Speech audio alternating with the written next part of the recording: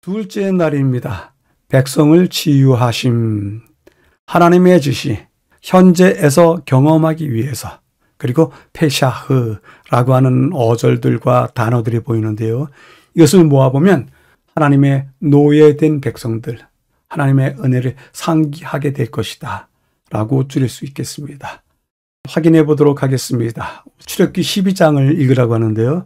모세와 아론에게 일러 말씀하시되 이달을 너희에게 달의 시작 곧 해 첫 달이 되게 하고 이달 열흘에 너희 각자가 어린 양을 취할지니 각 가족대로 그 식구를 위하여 어린 양을 취하되 이달 열나흘까지 간직하였다가 해질 때에 이스라엘 회중이 그 양을 잡고 그 피를 양을 먹을 집 좌우 문설주와 임방에 바르고 이것이 여호와의 유월절이니라.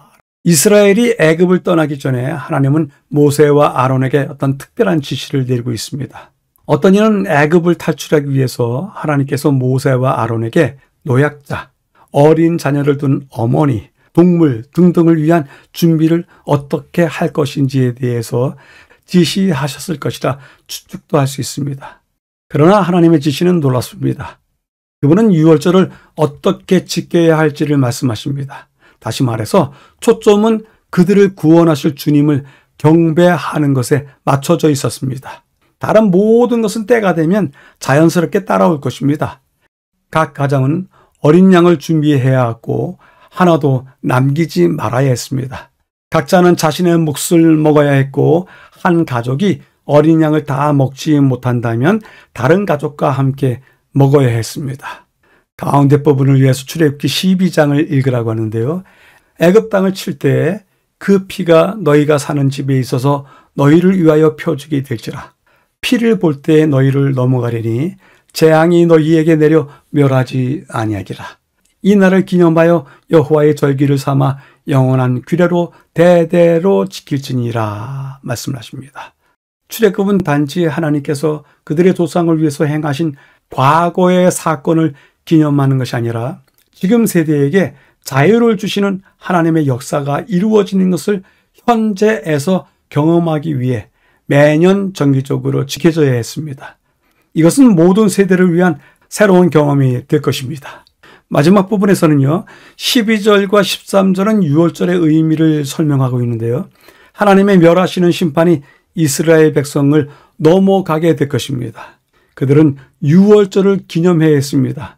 유월절이라고 하는 이 단어는 지나가다와 넘어가다라는 두 단어의 합성으로서 재앙이 생명과 구원의 표징인 어린 양의 피가 문설주에 칠해진 이스라엘 집을 넘어간 것을 말합니다. 히브리어로 유월절의 이름을 넘어가다라는 뜻의 동사에서 유래한 페샤흐입니다. 이것은 넘어가다라고 하는 동사 파샤흐에서 페샤흐라고 하는 합성어로서 명사가 되었고 유월절에 대한 히브리어입니다. 유월절을 기념하는 것은 모든 이스라엘 백성에게 하나님께서 당신의 백성을 위하여 행하신 위대하고 은혜로우신 일을 상기시키기 위한 것이었습니다. 교훈은 다음과 같이 이야기합니다.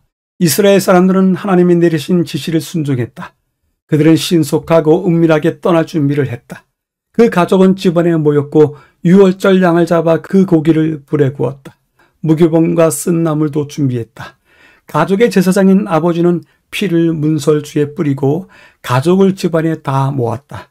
그들은 말없이 급히 유월절 양을 먹었다. 백성들은 두려움으로 기도하면서 깨어 있었고 혈기왕성한 장년부터 어린 아이에 이르기까지 모든 장자의 심장은 말할 수 없는 두려움으로 두근거렸다. 마지막 부분에 비록 피를 칠했지만 모든 장자의 심장이 말할 수 없는 두려움으로 두근거렸다라고 하는 진술이 실제 있었던 역사에 동참하게 하는 듯합니다.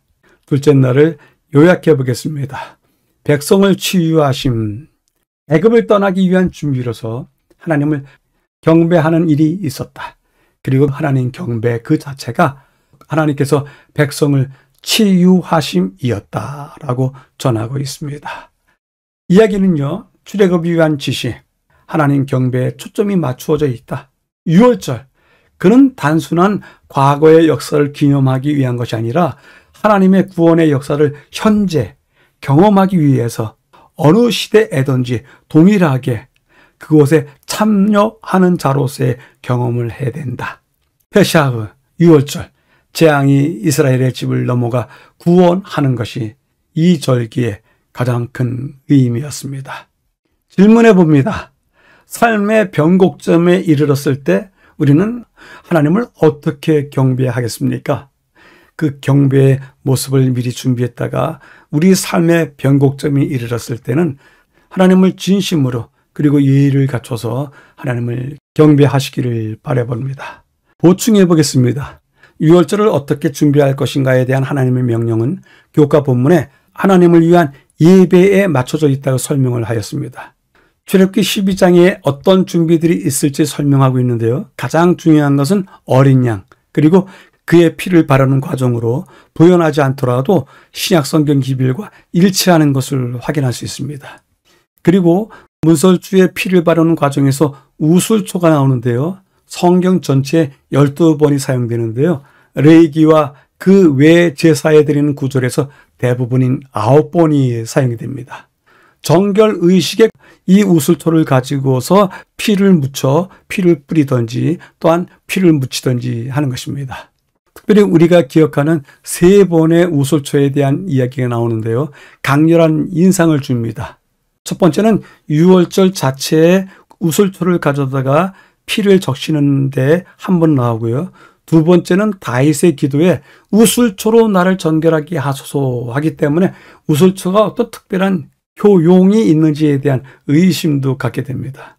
그리고 마지막으로 십자가 위에서 예수님께서 목말라 하실 때 우슬초에다가 신 포도주를 적신 해면을 입에다 갖다 대는 그러한 장면이 보이기 때문에 이 세 장면에서 우슬초가 특별한 역할을 하고 있는 것을 확인하게 됩니다.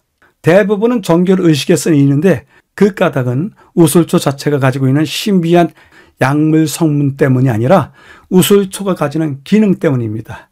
우슬초는 잎과 줄기에 잔털이 촘촘해서 물과 피를 잘 흡수하여 뿌리기에 용이하기에 정결 의식에 사용했습니다.